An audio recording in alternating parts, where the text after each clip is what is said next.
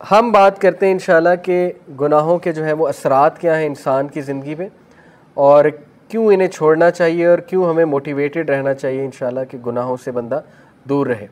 सबसे पहली बात तो ये समझ लें, देखें कि गुनाह की नेचर ही ऐसी है कि वो आपको नुकसान देगा। ये इसलिए नहीं है कि अल्लाह आपको पनिश कर रहा है, अल्लाह तो इंसान को पनिश करना चाहता ही नहीं। कुरान में है, सूरह निसा में अल्लाह कहते हैं अल्लाह तुम्हें पनिश करके क्या करेगा अगर तुम अल्लाह के मानने वाले और अल्लाह से इस्तग़फ़ार करते हो, अल्लाह का शुक्र करते हो। असल में तो इंसान खुद पनिश करता है अपने आप को। तो जिस तरह एक रेडियो एक्टिव मटीरियल नुकसानदेह है, उसके करीब आप जाएंगे आपको कैंसर हो जाएगा गामा रेज़ की वजह से। इसी तरह गुनाह है, आप उसके करीब जाएंगे हो ही नहीं सकता आपको नुकसान ना हो, नुकसान आएगा ही आएगा। तो वो हम खुद अपना नुकसान कर रहे हैं, ठीक है। तो उसके असरात क्या है, some of the consequences of sin. Ibn al Qayyim की किताब से अख़ज़ शुदा हैं ये कॉन्सिक्वेंसेज, 9-10 कॉन्सिक्वेंसेज उन्होंने बताए। ये इसलिए है क्योंकि नफ्सियाती तौर पे हमें जब एक चीज़ के असरात पता लग जाए, कॉन्सिक्वेंसेज, तो मोटिवेशन आ जाती है उससे बचने की, इसलिए बता रहा हूँ, ठीक है।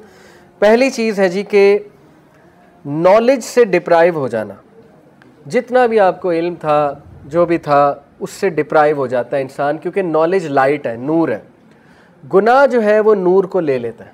और ये अक्सर असलाफ जब उनके पास कोई शिकायत करता था आके कि मेरी मेमोरी वीक हो गई है या मुझे कुछ चीज़ याद थी, कुरान का कुछ पोर्शन याद था वो भूल गया है, तो वो अक्सर उन्हें यही एडवाइस करते थे कि आप इस्तग़फ़ार करें, क्योंकि गुनाहों की वजह से चीज़ें भूल जाती हैं, ठीक है। तो ये एक बहुत बड़ा असर है। अल्लाह माफ़ करे किसी ने कुरान हिफ्ज़ किया हुआ है और बिल्कुल निकल गया है दिल से, तो ये एक फ़िक्र करने वाली बात है और उसको कोशिश करनी चाहिए उसको वापस लाए और अपने गुनाहों को भी ज़ाहिर है उनसे तौबा करें। दूसरी चीज़, रिज़्क़ का छिन जाना। अल्लाह के नबी सल्लल्लाहु अलैहि वसल्लम ने फरमाया, इब्ने माजा की हदीस है, सही हदीस है, एक शख्स को रिज़्क़ मिलना होता है हलाल से, लेकिन वो जल्दबाजी करके गुनाह करके वही रिज़्क़ हराम से ले लेता है, तो फिर उसको एक्स्ट्रा कुछ नहीं मिलता, जो उसने ले लिया वो मिल जाता है, ना अल्लाह की हेल्प उसके साथ होती है।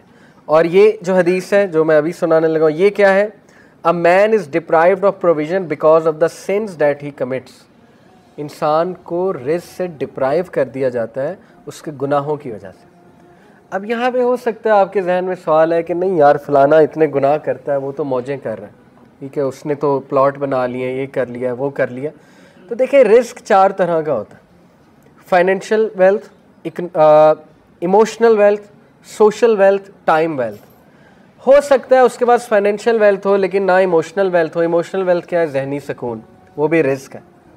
गिना, ठीक है, दिल में एक सेटिस्फेक्शन। इसी तरह इमोशनल वेल्थ में है जज्बात पे कंट्रोल, एंगर मैनेजमेंट अच्छी, अखलाक अच्छा, ये इमोशनल वेल्थ है। हो सकता है वो बंदा इससे महरूम हो। आपने कई लोग देखे हैं कुछ भी नहीं खाने को लेकिन जहनी सुकून है अल्लाह की तरफ से, औलाद दी अल्लाह ने, औलाद पल भी रही है माशाल्लाह और नेक औलाद है, ठीक है, सब कुछ है।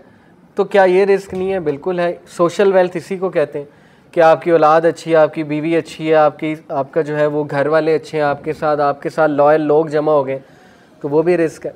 टाइम वेल्थ, टाइम में बरकत, आपके काम जल्दी हो जाते हैं, ठीक है, आप करते ही वो हैं जो अल्लाह सुब्हानहू व तआला को पसंद है, ये टाइम में बरकत है। तो जब हम गुनाहों में पड़ते हैं तो ये हमारा रिस्क डिप्राइव होता है, टाइम से बरकत उठ जाती है, टेंशनें बढ़ जाती हैं, ठीक है, टाइम मैनेजमेंट वीक हो जाती है। नंबर 2, आप देखें ना गुनाहों में वक्त कितना ज़ाया होता है। अल्लाह माफ़ करे अगर एक गुनाह आदत बन चुकी है, 4-4 घंटे 3-3 घंटे लोग उसमें पड़े रहते हैं, ठीक है, और वो ज़ाया हो रहा है वक्त। सोचें कितना वक्त हम जवानी का ज़ाया कर देते हैं, ठीक है, इन चीज़ों में, अल्लाह माफ़ करे। तो उससे निकलना है, अपने आप को मोटिवेट करना है।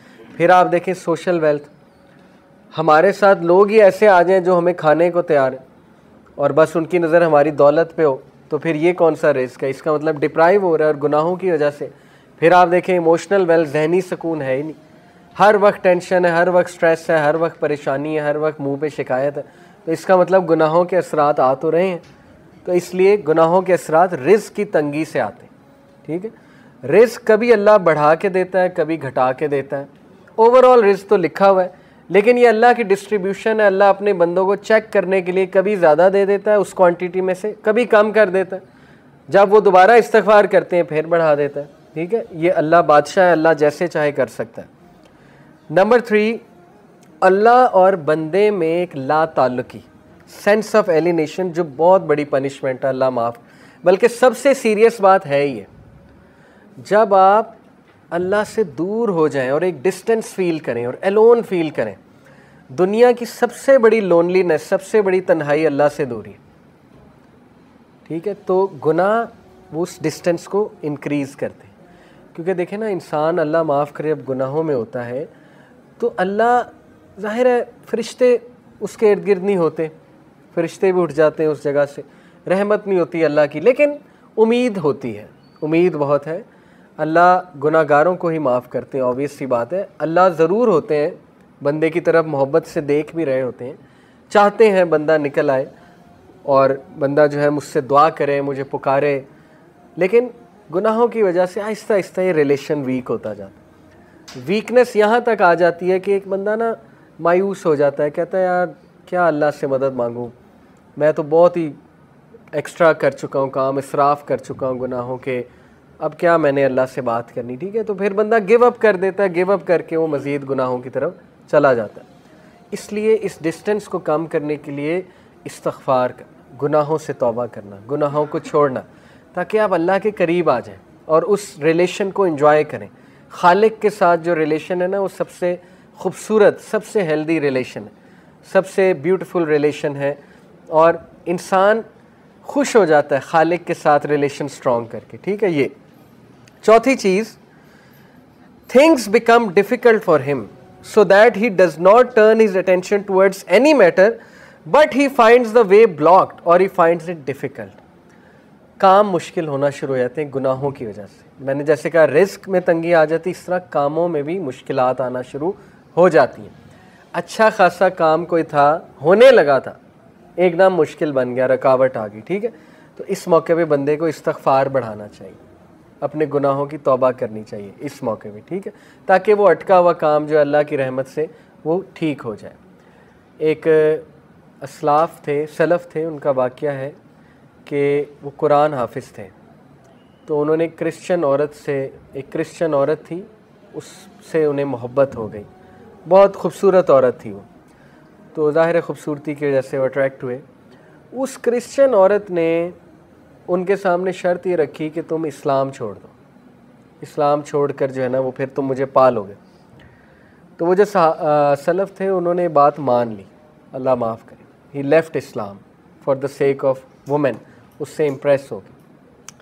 और फिर जो है वो एक बार कहीं से गुज़र रहे थे तो कुरान की जो है ना वो ये आयत उनके सामने आई, सूरह हज की, कि लोगों में से कुछ ऐसे हैं जो एज पे खड़े हुए हैं, जब तक उन्हें अच्छाई आ रही है वो अल्लाह की तरफ है, और जब उन्हें कोई मुश्किल आती है तो वो इस्लाम से चले जाते हैं, और ऐसे लोग दुनिया में भी खसारे वाले हैं, आखिरत में भी खसारे वाले हैं। तो वो इतना रोए ये आयत सुन के कि अल्लाह ने मुझे मैसेज दे दिया है, उन्होंने तौबा की और वापस आए। तो मैं आपको बताने का मकसद ये कि कई असलाफ़ आपको नज़र आएंगे जो बाद में मुहद्दिस बने, बड़े बड़े टीचर्स बने, दीनदार लोग बने, उन बहुत डार्कनेस में थे, बहुत ज़्यादा। जैसे अब्दुल्ला बिन मसलम का वाक़या है, इमाम बुखारी के टीचर, शराबी थे, शराब छूटती ही नहीं थी, ठीक है। शराब के नशे में धुत थे। एक दिन इमाम अश-शाबी आए, जो कि उस दौर के बहुत बड़े मुहद्दिस थे, गधे पे सवार थे वो, क्योंकि रसूलुल्लाह की सुन्नत है, गधे पे रसूलुल्लाह ने सफ़र किया हुआ है। उन्होंने बड़ा मजाक उड़ाया, अब्दुल्ला बिन मसलम ने शराब के नशे में धुत बेशर्मी से उनके सामने गए, कहते भाई कौन हो तुम लोग, तुम्हारे इर्द गिर्द जमा हो रहे हैं, किधर से आए हो। इमाम अश-शाबी ने कहा जी मैं मुहद्दिस हूँ। उन्होंने कहा जी मुहद्दिस क्या होता है। इमाम अश-शाबी ने कहा मुहद्दिस होता है जो हदीस सुनाता है। तो उन्होंने बेशर्मी से कहा अच्छा मुझे भी सुना, देखते हैं मुझ पे कितनी असर करती है। शराब के नशे में धुत थे तो उन्होंने हदीस सुनाई कि नबी अकरम सल्लल्लाहु अलैहि वसल्लम ने कहा जब तू शर्म ना कर तो जो चाहे कर। आप देखेंगे कितने ज़हीन थे कि वही मौका था, वो बेशर्मी से आया था ना। अल्लाह के नबी ने कहा ठीक है, ये इस तरह है जैसे एक बाप बेटे को नहीं कहता जा फिर जो करना कर। तो देखें वो हदीस ऐसा उनके ऊपर गिरी पहाड़ बन के। उन्होंने कहा कि मैं उसी वक्त बस तौबा की, इरादा किया कि अल्लाह मैं इतना बेशर्म हो गया हूँ। और माशाल्लाह आप देखें वो अब्दुल्ला बिन मसलम इमाम बुखारी के उस्ताद, ठीक है, हदीस के हवाले से।